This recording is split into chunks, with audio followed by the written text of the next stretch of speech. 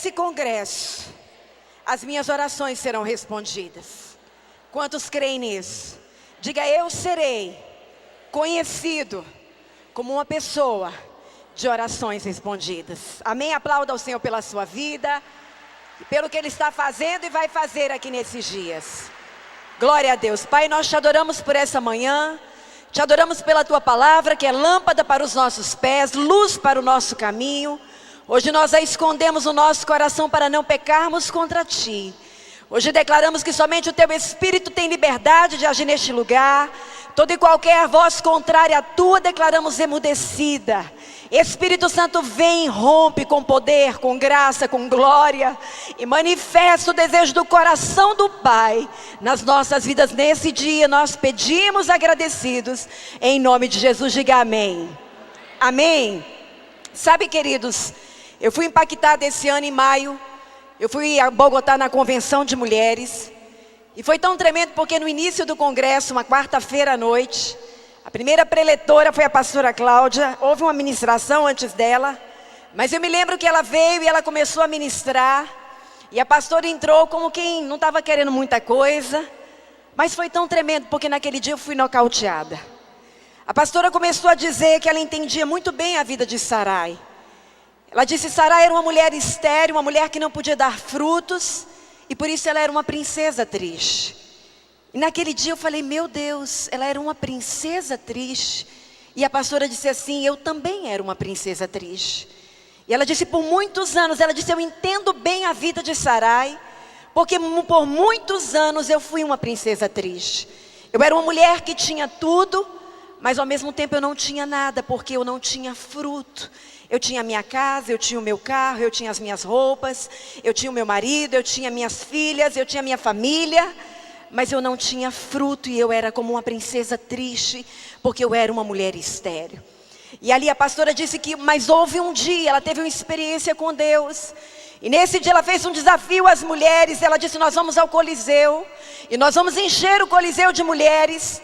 E ela disse que naquele dia aquele Coliseu ficou abarrotado. E ela disse: eu não havia nascido ainda ao ministério, mas Deus falou comigo, Deus me deu uma palavra rema. E eu desafiei as mulheres e nós fomos. E ela disse: quando eu cheguei ali eu não sabia o que eu ia fazer. Ela disse: meu marido era minha muleta, ele sempre estava, ele sempre fazia, e eu só ficava ali como uma espectadora. Mas naquele dia, meu esposo disse para mim: eu vou viajar, Cláudia, e você toma conta. E ela disse: meu Deus, e agora o que vai ser de mim? César não vai estar, o que eu vou fazer com esse tanto de mulheres? E ela disse que quando ela chegou naquele Coliseu, e ela subiu ao púlpito, ela viu aquele tanto de mulheres, ela disse: o que é que o César faria no meu lugar? Ela disse: eu já sei, ele começa a chamar as pessoas. Então ela disse que olhou para as pastoras da igreja e começou a dizer: venha fulana, venha fulana, venha fulana, venha, passe adelante, passe adelante, passe adelante. E as pastoras começaram a subir. E quando as pastoras subiram, ela disse assim: você é minha 12, você é minha 12, você é minha 12, você é minha 12. E as pastoras começaram a olhar para ela assustadas. E ela disse: eu não sabia o que fazer. Ela disse: mas naquele dia eu pensei assim: o que o meu marido faria? Fui fazendo o que eu achava que ele fazia. E a pastora disse: e naquele momento eu falei: Deus, e agora o que eu faço? Ela disse: eu comecei a falar uma palavra que Deus trouxe ao meu coração. E ela disse, para minha surpresa, quando eu terminei de falar, 3.000 mulheres vieram à frente, entregando a vida a Jesus Cristo. Vamos aplaudir ao Senhor.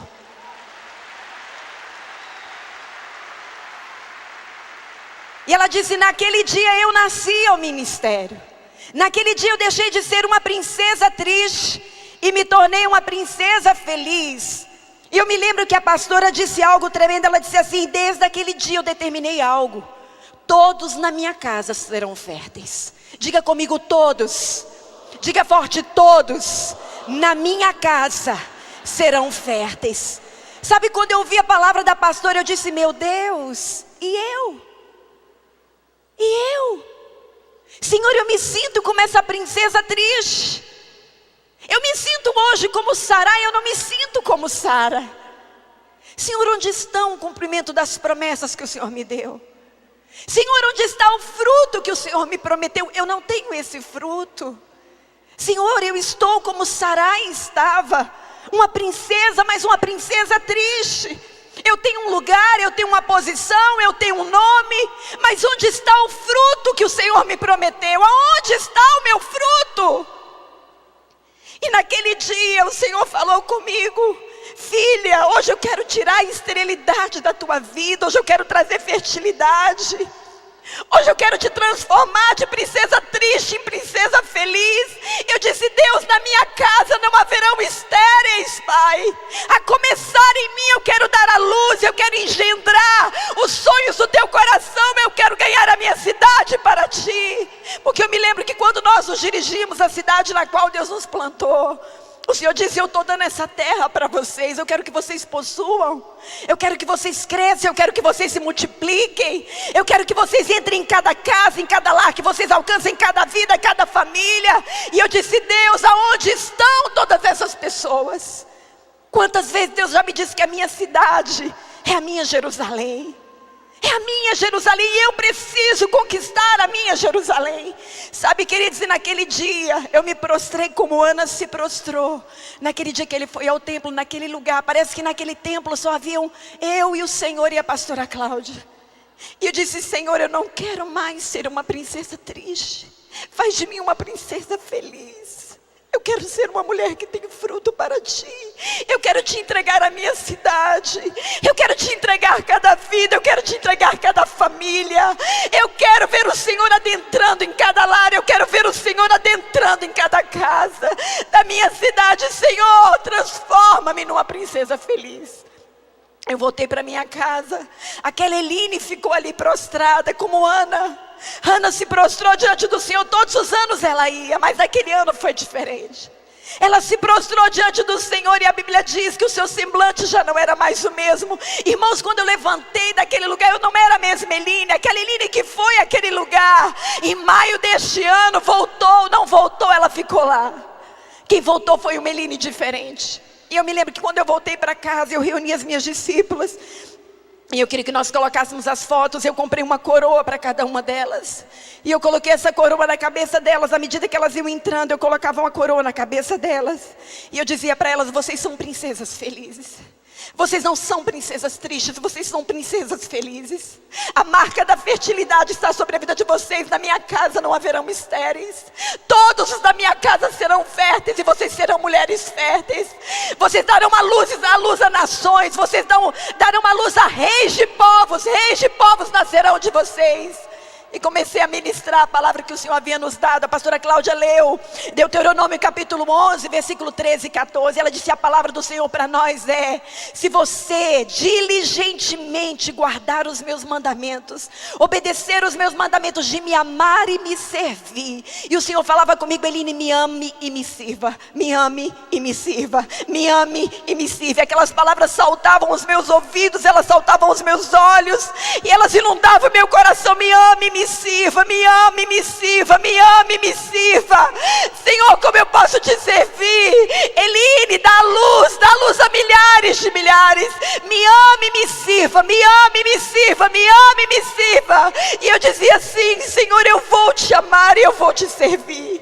Eu vou te amar e eu vou te servir. Eu vou te amar e eu vou te servir. E a pastora dizia, a palavra dizia: se você me amar e você me servir, eu darei as chuvas no tempo certo. As primeiras e as últimas chuvas. As primeiras chuvas vêm para fertilizar a terra, para que a semente germine. As últimas chuvas vêm quando o fruto está quase pronto para ser colhido, para amadurecer o fruto. E o Senhor disse: eu vou derramar as primeiras, eu vou derramar as últimas chuvas no tempo certo. Para quê? Para que vocês tenham o cereal, para que vocês tenham o vinho e para que vocês tenham o azeite. E aí eu tomei posse dessa palavra e disse: amém, Senhor. Tu nos darás o cereal, tu nos darás o vinho, tu nos darás o azeite, porque nós chamaremos, porque nós te serviremos, Senhor. Tu podes derramar as chuvas. E aí eu coloquei o tema da festa: Princesa Feliz. Fiz uma festa, coloquei a coroa e falei: todas nós daremos frutos abundantes ao Senhor. E aí nos reunimos em seguida. Pode ir passando, tem várias fotos. Depois nós fomos reunindo com 144, aí estão algumas delas, pode ir passando, por favor, uma após outra. Aí nos reunimos com 144, fizemos uma célula com eles e ministramos a palavra. E eu disse para eles: nós vamos adentrar ao estádio dessa cidade. Antigamente, quando o povo queria tomar uma cidade, eles tomavam o estádio da cidade. Eu disse: nós vamos ao estádio. O estádio cabe 20 20.310 pessoas. E agora em setembro, como equipe, como igreja, nós estaremos entrando nesse estádio. E nós vamos encher essas arquibancadas de pessoas que ainda não são salvas. Pode aplaudir ao Senhor. Famílias inteiras que ainda não servem ao Senhor. Glória a Deus. 20.310 pessoas e famílias que nós vamos ganhar ao Senhor. Novas pessoas da cidade, que nós estamos declarando e decretando que através dessa noite profética nós alcançaremos a nossa cidade e alcançaremos a nossa nação para o Senhor Jesus Cristo. Eu queria que você aplaudisse ao Senhor com toda a tua alma, toda a tua força, todo o teu coração. Sabe, querido pastor, eu quero te desafiar. Naquele dia Deus me desafiou através da palavra da pastora Cláudia. E Deus me disse: você não é uma princesa triste, você é uma princesa feliz. Você também não é um príncipe triste, pastor, você é um príncipe feliz. Pastora, você não é uma princesa triste, você é uma princesa feliz. Você que é líder de célula, você que é discípula, você que é discipuladora, você que é ovelha. Você não é um príncipe e uma princesa triste, você é um príncipe e uma princesa feliz. E Deus tem muitos frutos através da tua vida. A palavra do Senhor para nós é crescer e multiplicar e povoar a terra, dominar sobre ela. E é isso que Deus quer que eu e você façamos. É essa verdade que Deus quer que esteja engendrada em nós. Quantos aqui têm promessas de Deus sobre a sua vida? Eu quero te dizer, é tempo de que essas promessas se cumpram. É tempo de que você alcance aquilo que você não havia ainda podido alcançar. É tempo de que você conquiste aquilo que Deus te prometeu e que você ainda não havia conquistado. É tempo, é tempo, é tempo, é tempo. É tempo. Diga para a pessoa que está perto de você: desperta. Chegou o teu tempo, chegou a tua hora. Diga para ele: é tempo. É tempo. Procure o maior lugar da sua cidade e diga: Senhor, Tu nos darás esse lugar cheio de pessoas que ainda não Te servem, e a nossa cidade servirá ao Senhor. E você ganhará Jerusalém, Judeia, Samaria, até os confins da terra. Diga amém. Aplauda o Senhor por essa grande vitória, porque é isso que Deus vai fazer na sua vida. Aplauda mais forte, irmão. Porque chegou o tempo do cumprimento das promessas de Deus para a tua vida. Chegou o tempo, chegou a hora. É tempo de ver os milagres. Em setembro nós estaremos aí. Quando é que você vai estar no lugar que Deus disse que é para você conquistar? Quando é que você vai estar no lugar que Deus disse que é para você possuir? É tempo, é tempo. O apóstolo Paulo compreendeu isso. A palavra do Senhor diz em Atos capítulo 26. O texto está aí, por favor, coloquem para mim. Atos 26, versículo 19. Olha o que Paulo disse diante do rei Agripa.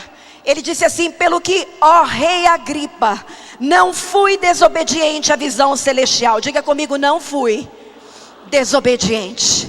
Diga forte, diga: não serei desobediente. Mais forte: não serei desobediente. Nós sabemos que um dia Paulo saiu em perseguição aos cristãos, porque ele acreditava que aquilo era uma seita. Mas então Jesus aparece a ele no meio do caminho, quando ele estava indo de Jerusalém para Damasco. E a Bíblia diz que Jesus aparece, ele diz: Senhor, quem és tu? Ele disse: eu sou Jesus a quem você persegue. Aí o apóstolo Paulo conheceu o seu Salvador. Mas Jesus vira para ele e lhe entrega o seu chamado. E ele diz para ele: tu serás minha testemunha a todos os homens, para abrir-lhes os olhos e convertê-los das trevas para a luz, e do poder de Satanás para Deus. Diga comigo: eu sou testemunha de Deus a todos os homens, para convertê-los das trevas para a luz, para abrir-lhes os olhos e a resgatá-los das mãos de Satanás para as mãos de Deus. Sabe, queridos, várias coisas poderiam ter se colocado no caminho de Paulo para que isso não se tornasse realidade. Várias coisas poderiam ter se colocado entre Paulo e o chamado de Deus para a sua vida, mas ele não permitiu que isso acontecesse. A primeira coisa que o apóstolo Paulo fez foi que ele tomou posse do chamado. Diga comigo: eu tenho um chamado. Diga forte: eu tomo posse do chamado de Deus para a minha vida. Sabe, a gente não pode obedecer a um chamado se a gente não acredita que ele é nosso. Você não está aqui hoje porque você é 12 de alguém. Você é 12 de alguém porque você tem um chamado. E é importante que você entenda isso. Se eu disser assim: quem pode buscar um copo d'água para mim? Você pode se manifestar ou não. Mas se eu disser o seu nome e disser, você pode buscar um copo d'água para mim, você vai se levantar, eu tenho convicção, e você vai buscar o copo d'água. Por quê? Porque o chamado é pessoal, porque eu disse o teu nome. E foi isso que aconteceu com Paulo, e foi isso que aconteceu comigo e com você num determinado dia. Sabe o que me chama a atenção nesse versículo? É que diante do rei Agripa, Paulo contou o chamado que ele havia recebido há 25 anos atrás, como se tivesse sido naquele dia. Ele disse: rei Agripa, eu estou aqui diante do Senhor porque eu tenho um chamado. Eu estou aqui diante do Senhor porque eu recebi um chamado. Há 25 anos atrás, eu recebi um chamado. Que tremendo, que tremendo. Aquele chamado definiu o destino de Paulo. Deixa eu te dizer algo. Um chamado tem o seu destino definido. Você tem o seu destino definido. Por quê, pastor? Porque você é um chamado. Porque você é um chamado. Até a sua execução pelos romanos, Paulo viveu para uma só coisa. Para quê, pastora? Para cumprir o seu chamado. Eu e você vivemos para cumprir o nosso chamado. Quantos aqui se lembram do dia em que foram chamados por Deus? Levanta a mão. Uau, que tremendo. Vamos aplaudir ao Senhor pelo chamado que Ele te fez. Aplauda ao Senhor. Eu me lembro do dia que eu recebi meu chamado. Eu tinha 5 anos de idade quando a minha mãe me ensinou uma poesia. E ela fez com que eu a decorasse. E no final daquela poesia dizia: e quando eu crescer, missionária quero ser. E eu perguntei para minha mãe: mãe, o que é ser missionária? E a minha mãe me disse: ser missionária é servir a Deus. O missionário é aquele que vive para Deus. Eu disse para ela: eu vou ser uma missionária. E hoje eu estou aqui porque naquele dia eu recebi um chamado. Eu recebi um chamado. Até a sua execução pelos romanos, Paulo viveu para cumprir o seu chamado. Deixa eu dizer algo para você. A sua profissão é o seu disfarce. Você é um chamado. Você é um chamado. Você é um chamado. Você é um chamado. Pastor, eu sou uma secretária, esse é seu disfarce, você é uma chamada. Pastor, eu sou um pedreiro, esse é seu disfarce, você é um chamado. Pastor, eu sou um dentista, esse é seu disfarce, você é um chamado. Pastor, eu sou um professor, esse é seu disfarce, você é um chamado. Você é um chamado. Você é um chamado. Paulo tinha uma causa pela qual viver ou morrer, e eu e você também temos. Sabe quando Deus quer que pessoas sejam abençoadas, Ele chama um homem, Ele chama uma mulher. Quando Ele quis que o povo dele fosse liberto da escravidão, Ele chamou Moisés. Quando Ele quis que o povo dele fosse liberto do extermínio, Ele chamou Esther. Quando Ele quis que o filho dele viesse à terra, Ele chamou Maria. Deus chama homens e mulheres em tempos específicos, e Ele chamou você. Sabe, você só vai poder cumprir o chamado de Deus para a sua vida quando Ele acreditar que Ele é seu. Diga para a pessoa que está perto de você: o chamado é seu e você está aqui para cumpri-lo. Aplauda ao Senhor por esse chamado, pela sua vida. Primeiro segredo do apóstolo Paulo foi a posse. Ele tomou posse do seu chamado. Segundo segredo que eu vejo na vida do apóstolo Paulo foi que ele decidiu obedecer. Diga comigo: eu vou obedecer. É tão tremendo que quando ele olha para o chamado, ele diz assim: pelo que, ó rei, eu não fui desobediente à visão celestial. Eu não fui desobediente ao chamado de Deus para a minha vida. Em outras palavras, o apóstolo Paulo estava dizendo: seria fácil desobedecer. Seria muito fácil não cumprir o meu chamado. Mais fácil do que a gente imagina. Sabe por quê, queridos? Porque desobedecer é fácil. Se distrair com outras coisas é fácil. Não fazer aquilo que Deus nos pede é fácil. Se esquecer é fácil. A desobediência não requer esforço, mas obediência requer atitude de vontade, disciplina, determinação. E Paulo disse: eu me determinei a cumprir o chamado de Deus para a minha vida. A palavra do Senhor diz que quando Paulo recebe o chamado, imediatamente ele começa a pregar em Damasco, a fazer discípulos. Então os judeus vêm e tentam matá-lo. Os discípulos pegam um cesto, colocam Paulo e desce pelo muro. Aí Paulo diz assim: não é porque eu estou em Damasco, eu vou para Jerusalém. Os apóstolos estão lá, eles vão me encontrar, vão me receber de braços abertos. Então é para lá que eu vou. Mas a Bíblia diz que quando Paulo vai a Jerusalém, ele vê os apóstolos, que os apóstolos estão lá, mas os apóstolos não recebem. Por quê? Porque eles tinham medo dele. Eles não acreditavam que ele era um discípulo verdadeiro de Jesus Cristo. Mas é tão forte, porque a palavra do Senhor diz que sem se deixar desanimar, ele começou a pregar em Jerusalém. E de novo os judeus tentaram matá-lo. E de novo os cristãos pegaram Paulo, levaram ao porto e o despacharam para Tarso. E é tão tremendo que quando Paulo é despachado, a palavra do Senhor diz assim: e a igreja começou a experimentar um momento de paz. Era como se Paulo fosse o problema. Era como se Paulo olhasse e dissesse assim: o que acontece comigo? Será que eu recebi um chamado? Será que foi Deus mesmo que falou comigo? Será que esse chamado é para mim? Será que eu entendi certo? Porque tudo está dando errado. Sabe, queridos, às vezes a gente se equivoca e a gente pensa assim: isso não é para mim. Ah não, foi Deus que me chamou. Meu Deus, eu não tenho jeito para isso. Senhor, tudo que eu faço dá errado. Olha, isso aqui ainda não deu certo. Eu ainda não consegui essa vitória, ainda não consegui isso, ainda não consegui aquilo.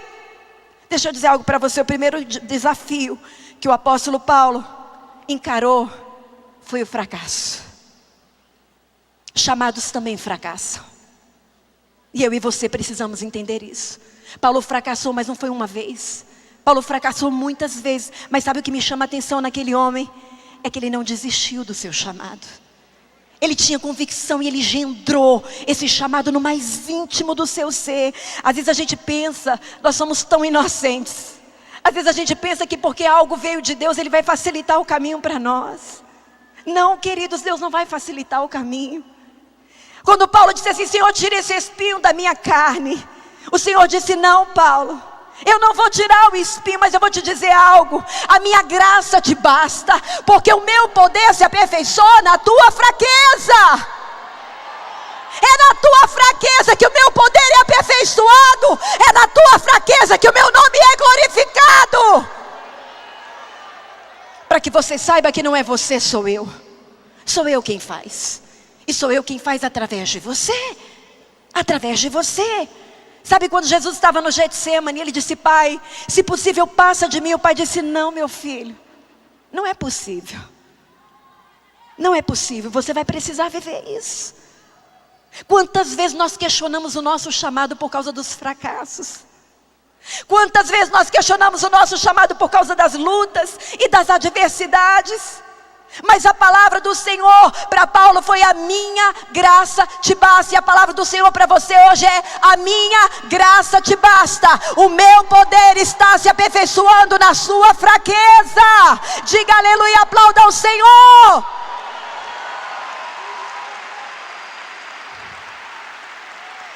Sabe, Paulo não permitiu que os desafios o paralisassem. Eu acho tão tremendo o texto de 2 Coríntios 11, a partir do versículo 22, Paulo diz assim: são hebreus também eu, são israelitas também eu, são da descendência de Abraão também eu, são ministros de Cristo, eu ainda mais, em trabalhos muito mais em prisões, em açoites sem medida, em perigos de morte muitas vezes, 5 vezes recebi dos judeus uma quarentena de açoites menos um, fui 3 vezes fustigado com varas, uma vez apedrejado, em naufrágio 3 vezes, uma noite e um dia passei na voragem do mar, em jornadas muitas vezes, em perigo de rios, em perigo de salteadores, em perigos entre patrícios, em perigos entre gentios, em perigos na cidade, em perigos no deserto, em perigos no mar, em perigo entre falsos irmãos, em trabalhos e fadigas, em vigílias muitas vezes, em fome e sede, em jejuns muitas vezes, em frio, em nudez, além das coisas exteriores, ao que pesa sobre mim diariamente, a preocupação com todas as igrejas. Diga aleluia e aplauda ao Senhor pela vida desse homem. O apóstolo Paulo está dizendo: eu não vou desistir do meu chamado. Sabe por quê, queridos? Paulo não se enfocou na dor do agora. Diga comigo: eu não vou me enfocar na dor do agora. Diga comigo: eu não vou me enfocar na dor do agora. Em que ele se enfocou, pastora? No que estava por vir era bem melhor. Paulo era um homem que tinha perspectiva. Perspectiva é a graça de olhar o fim desde o começo. Paulo olhou o galardão, Paulo olhou a coroa, Paulo olhou a recompensa.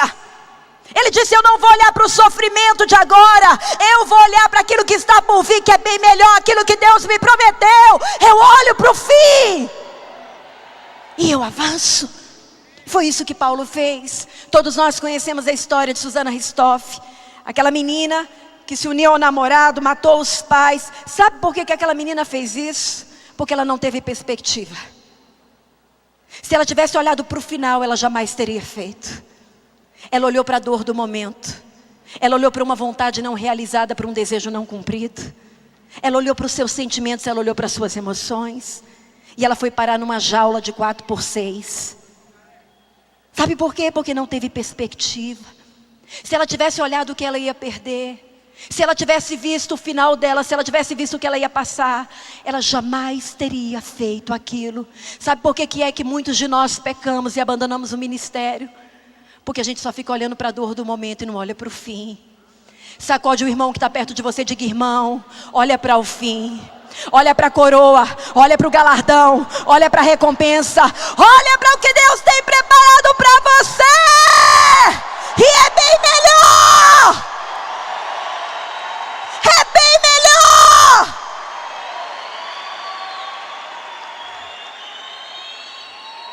Terceiro e último lugar, Paulo sabia que não era mais dele mesmo. Diga comigo: eu não sou meu.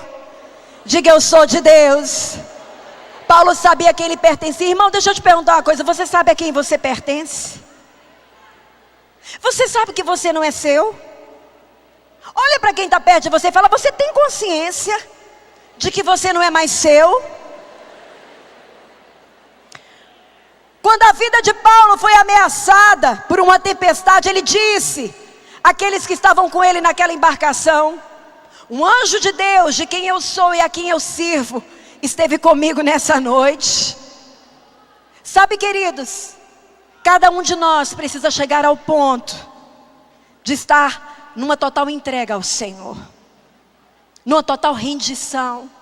Eu me lembro que em maio deste ano, quando eu tive essa experiência, eu estava no meu quarto, o quarto do hotel, e a janela dava para a rua, e eu estava deitada na cama tendo a minha devocional, e em lágrimas eu perguntei para Deus: Senhor, aonde Tu irás me levar? Qual é o meu destino? E eu não vou me esquecer nunca, quando o Senhor me disse: eu vou te levar, filha, para longe de você mesma, e para junto de mim. Eu estou te levando numa caminhada para longe de você, para longe da tua vontade, para longe do teu querer, para longe dos teus desejos. Eu estou te trazendo para perto de mim. Deus começou a me mostrar na Bíblia todos os homens e mulheres que Ele levou para longe deles mesmos e para perto dEle. E Deus me disse: todos os meus servos eu levo por este caminho, por essa jornada. E Deus me trouxe a vida de Abraão. Abraão foi um homem que recebeu muitas promessas de Deus, e eu confesso que eu penso que Abraão começou a andar com Deus por causa dessas promessas. Deus disse que ia dar filhos para ele, que ia enriquecê-lo, que ia dar uma terra, e que ele seria conhecido como um pai de muitas nações. E Abraão começou a andar com Deus. Mas sabe, o Senhor disse para mim: eu levei Abraão numa jornada, filha, para longe dele mesmo, e para perto de mim, a tal ponto que ele não quis mais receber aquilo que eu podia dar para ele. Ele foi quem me entregou tudo.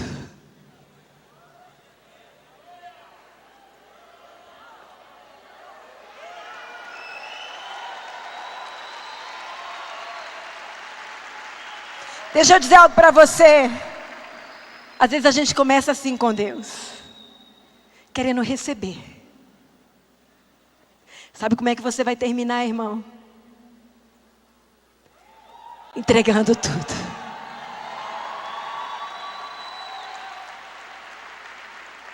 Este é o lugar para onde Deus está te levando.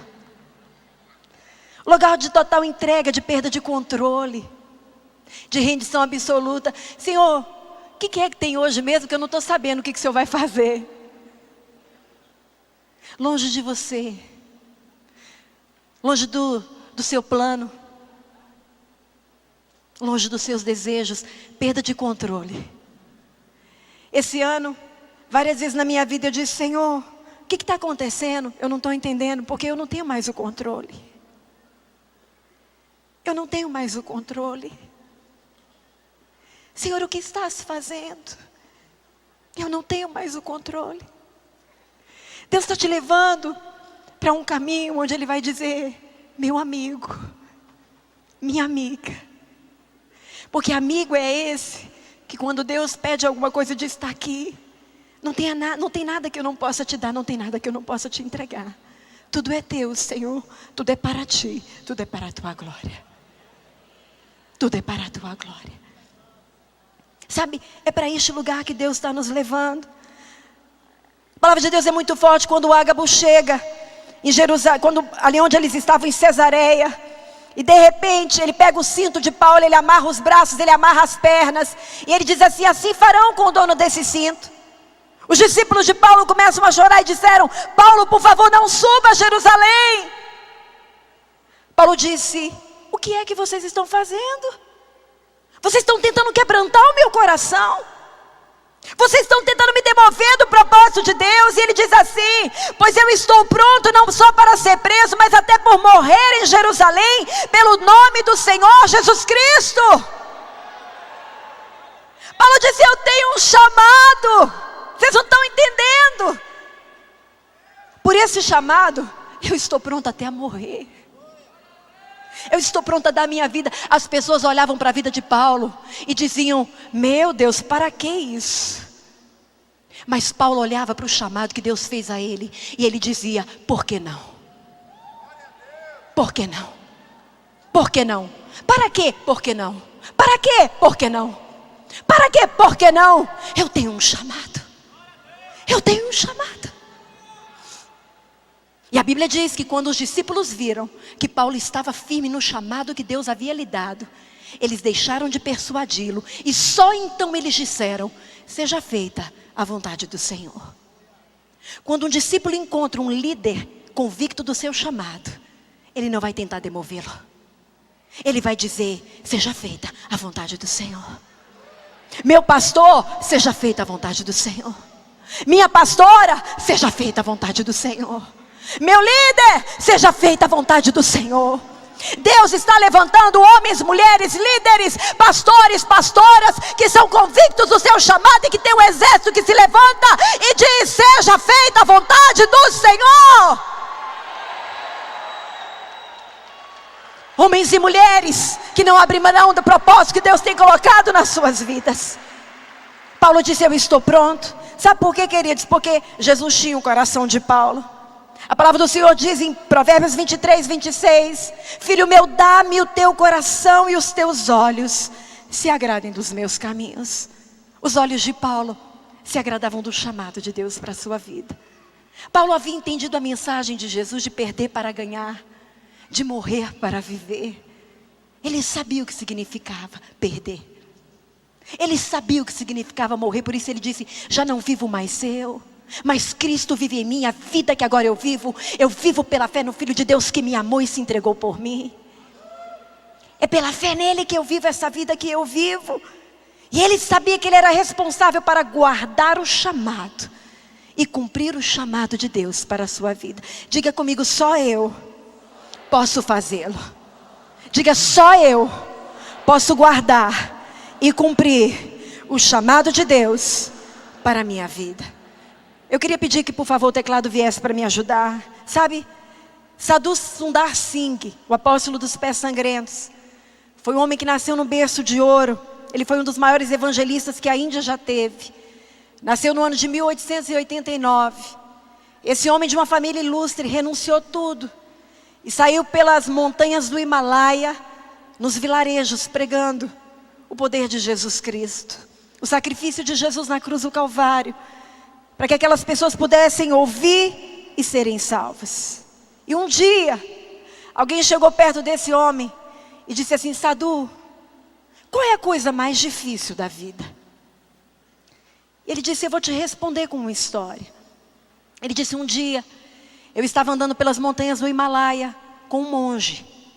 E nós estávamos caminhando, era o finalzinho da tarde, nós estávamos indo rápido, porque precisávamos chegar rápido no mosteiro para não congelarmos. A neve caía, o frio batia no nosso corpo e nos assolava.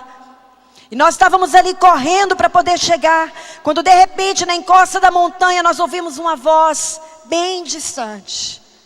Quando nós saímos do caminho e paramos para poder ver o que era, nos abaixamos, nós percebemos que era o corpo de um homem caído. E aquele homem gemia. Então eu parei do lado daquele corpo, me abaixei para pegar aquele homem e disse para aquele monge: vamos carregá-lo conosco. E aquele monge disse: não, nós não vamos carregá-lo.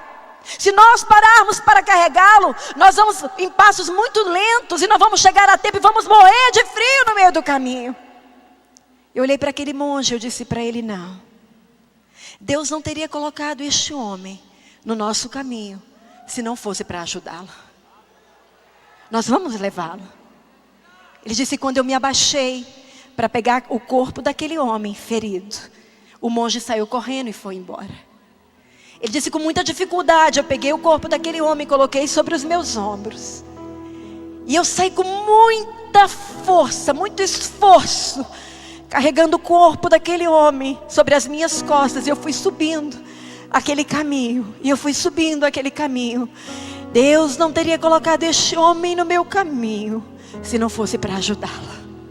Deus não teria colocado este homem no meu caminho se não fosse para ajudá-lo. Deus não teria colocado este homem no meu caminho se não fosse para ajudá-lo.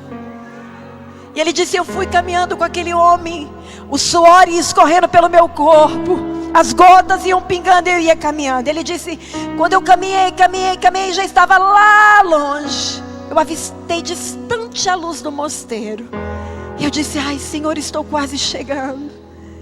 Mas ele disse que de repente ele tropeçou em algo no meio do caminho. E quando ele olhou para baixo, o que era? Era o corpo do monge caído. Ele disse: eu apressei o meu passo. Eu cheguei no mosteiro. A minha vida foi salva e a vida daquele homem foi salva. Ele disse: enquanto eu fazia esforço, eu suava para carregar aquele homem, o suor aquecia o meu corpo, aquecia o corpo daquele homem. E nós dois chegamos ao mosteiro vivos.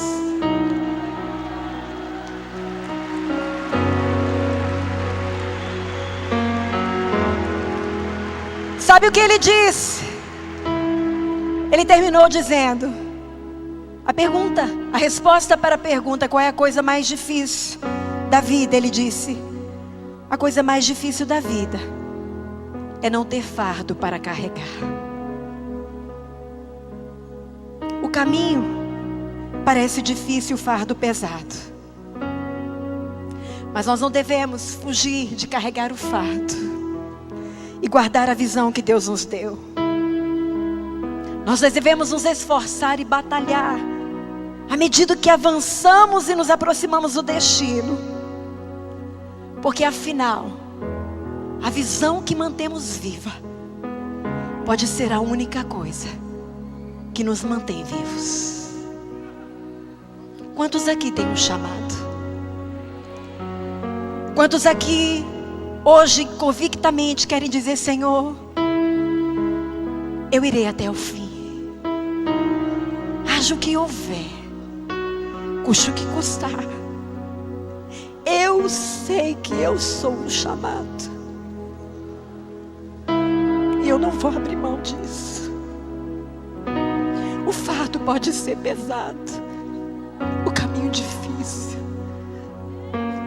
mas eu tenho um DNA de chamado. Eu fui escolhido no ventre da minha mãe. Quando você estava no ventre da tua mãe, o Senhor te diz: eu te chamei, eu te separei, eu te escolhi, eu te designei profeta às nações. Meu irmão, você é um chamado. Isso tem que ser mais forte para você do que o ar que você respira. Há um mundo lá fora para ser conquistado. Os estádios te pertencem. Sabe, você vai encher o estádio da sua cidade de não cristãos. E você vai ganhá-los para Cristo. E você vai ganhar as famílias para Cristo. Simplesmente porque você é um chamado. E hoje você vai olhar para o chamado de Deus para a sua vida e vai dizer: por que não? Às vezes as pessoas olham para nós e dizem: ah, está perdendo a vida. Não, eu não estou perdendo a minha vida. Jesus disse: quem perder a sua vida por amor a mim, vai achá-la. Vai achá-la, vai achá-la. Você não está perdendo a sua vida, você está ganhando. Você está ganhando porque você é um chamado. Aqueles que hoje querem dizer sim, Senhor, eu digo sim de novo, eu digo sim por toda a vida. Sai do seu lugar e vem para cá correndo. Eu quero orar por você, eu quero abençoar a sua vida. Eu quero te entregar de novo ao Senhor nessa manhã. Eu quero te consagrar de novo a Ele. Simplesmente porque você é um chamado. O mundo mede a nossa vida pela nossa habilidade, pelas nossas posses, pela nossa influência. Mas Deus mede a nossa vida com base em um critério só, queridos: obediência ou desobediência. Obediência ou desobediência. É só esse o critério. No fim, a gente pode ser rico ou pode ser pobre. A gente pode ser normal ou a gente pode ser famoso. A gente pode ser notável ou desconhecido. Mas a questão é uma só: será que fomos obedientes a Deus concernente ao chamado que Ele nos fez? Levanta as suas mãos.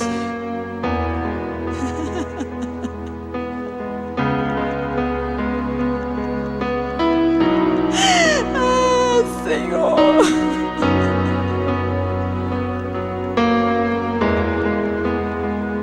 diga para Ele que você é dele, que você não é seu. Diga para Ele: me perdoa, Pai, pelas vezes que eu acreditei que eu ainda era meu. Eu não sou meu, eu sou Deus, Senhor. Eu digo sim ao teu chamado. Senhor, eu digo sim ao teu chamado. Eu tenho um chamado, jamais vou me calar. Jamais vou me calar. Aonde tu me enviares, eu irei. O que tu me disseres para fazer, eu farei. Não me guiarei por vista, Senhor. Me guiarei pela tua palavra. Me guiarei pelas tuas promessas. Me guiarei pelo teu Espírito, Senhor. Me deixarei guiar pelo teu Espírito. Ah, Senhor, você é um chamado, meu irmão. Você não se enganou. Você não ouviu um psiu. Ele te chamou pelo teu nome. Ah, meu irmão, não duvide do chamado que um dia Ele te fez. Paulo também fracassou. Paulo também fracassou inúmeras vezes. Ele fracassou, mas ele continuou adiante. Ele disse: eu tenho um chamado. Eu tenho um chamado. Eu tenho um chamado. Eu tenho um chamado. Você tem um chamado. Você tem um chamado. Você tem um chamado. Você tem um chamado. E você vai viver para cumprir esse chamado de Deus para a tua vida. Você vai viver para cumprir. Você não é um príncipe triste, você é um príncipe feliz. Você não é uma princesa triste, você é uma princesa feliz.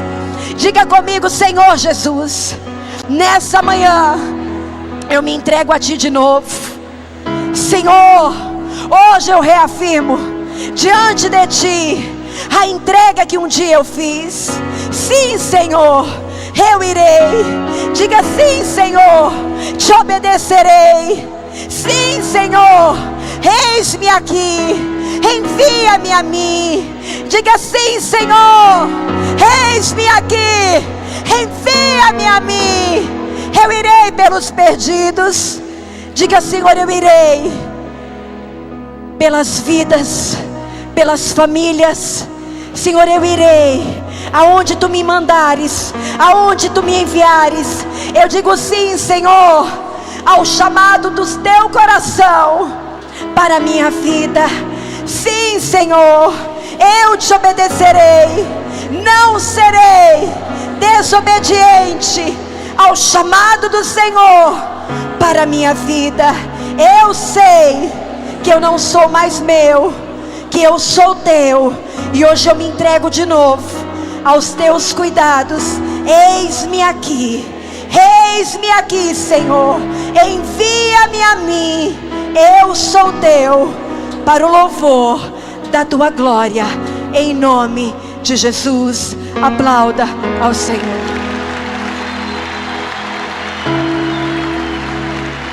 Eu quero terminar te dizendo algo. Olha bem para mim. Não queira passar o que Deus te diz aqui para aqui.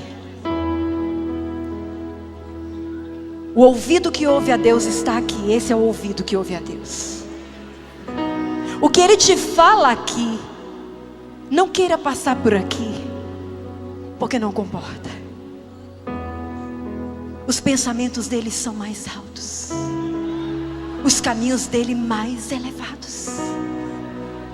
Não queira entender o que ele te diz, porque muitas coisas que Deus nos fala, não existe compreensão humana. Quando Ele te fala algo, simplesmente corra e faça o que Ele te disse, ainda que pareça louco aos teus olhos, ainda que pareça louco aos olhos das pessoas. Não se importe.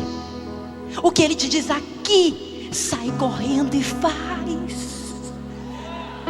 As pessoas olhavam para a vida de Paulo e diziam: que desperdício, para que isso? Ele dizia: e por que não, e por que não, e por que não, e por que não? Eu tenho um chamado. Não quer entender o que Ele te diz aqui, simplesmente ouve e obedece, e Ele vai surpreender você. Ele vai te surpreender. Amém? Outra coisa que eu quero te dizer: quanto mais confiável você for, mais coisas Ele vai te entregar. Vocês têm discípulos, você dá mais serviço para os discípulos confiáveis, porque você sabe o que eles vão fazer. Aquele que você sabe que não faz, você quase não dá nada para ele, porque ele não faz. Quando Deus procurou uma mulher na terra para colocar em seu ventre o seu filho,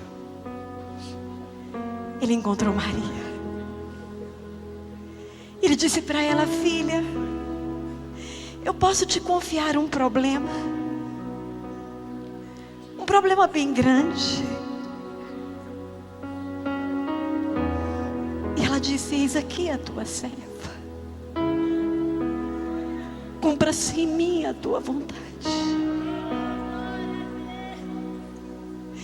Deus confia problemas a pessoas confiáveis. Hoje eu quero te perguntar: Deus pode te confiar problemas? Ou você vai sair correndo e vai dizer para Ele: comigo não, Senhor, pede para outro. Um dia Deus me disse: eu posso te confiar problemas, eu posso te confiar situações difíceis, eu posso te confiar coisas que para mim são importantes, mas que vão custar a você um preço alto. Eu busco pessoas na terra que sejam confiáveis. Não foi fácil para Maria, não vai ser fácil para você, não vai ser fácil para mim. Mas a pergunta hoje é: você vai receber o chamado? Você vai dizer: Senhor, pode contar comigo?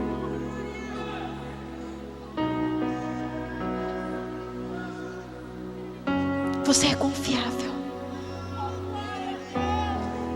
Ou você vai sair correndo no primeiro problema, no primeiro fracasso, na primeira dificuldade? Ah, isso não é para mim. Não, irmãos. Eu quero cantar aquela canção que diz: serei fiel, precioso Jesus, serei fiel. Serei fiel, precioso Jesus, serei fiel. Há uma carreira para correr, vitória para alcançar. Cada dia em meu viver serei fiel. Eu quero ser achada fiel, Senhor. Há uma carreira e não é para os fracos. Há uma vitória para ser alcançada e não é para os fracos. Paulo não era fraco, Esther não era fraca, Ana não era fraca, Maria não era fraca.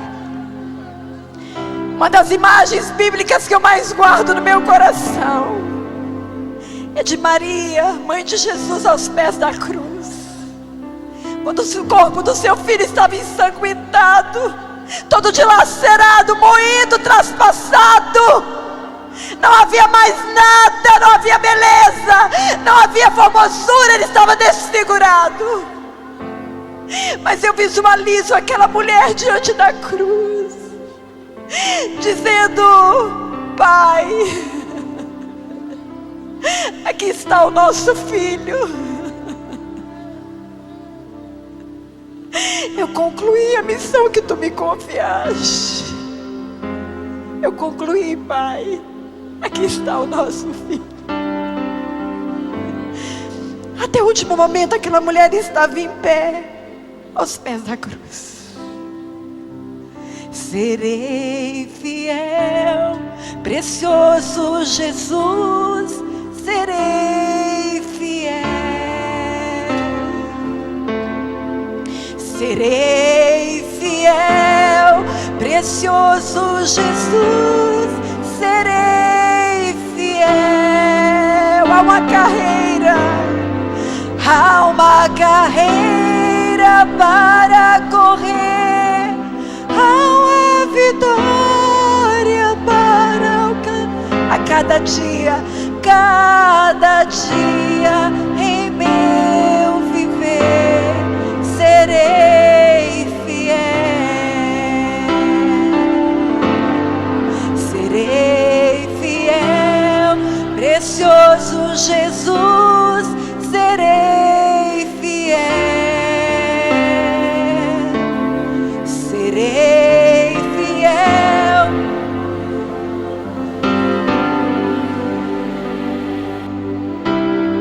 Há uma carreira para, há uma vitória para